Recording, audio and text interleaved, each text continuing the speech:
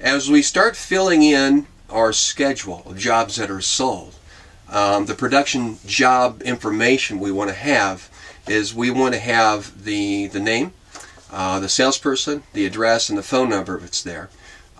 We also want to know how much the job sold for as well. We want to know the method of payment. If it was financed, put financed, and I always put paperwork and documents, PWD. That triggered the install team to make sure to look for those documents and get all the paperwork signed before they left. If it was a COD, we just put COD and then the balance. So the install crew knew that they were expected to collect that much at the end of the job.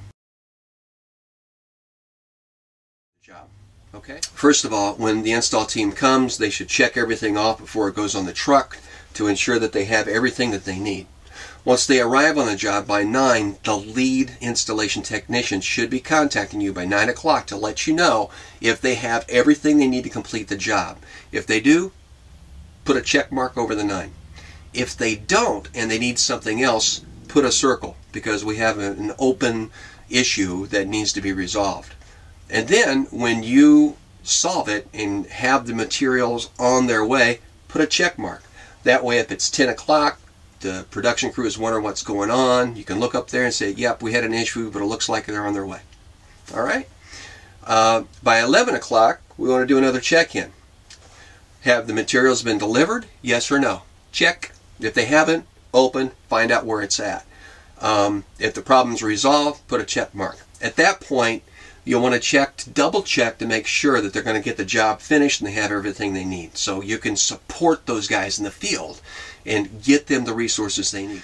And then finally, at 2 o'clock in the afternoon, what we'll want to do is say, will the job be completed? Check. If it's not, put an open issue.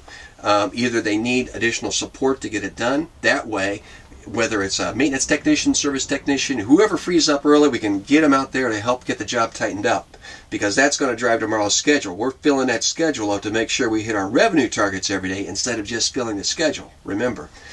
And then when we have solved that problem, we put a check mark in that circle.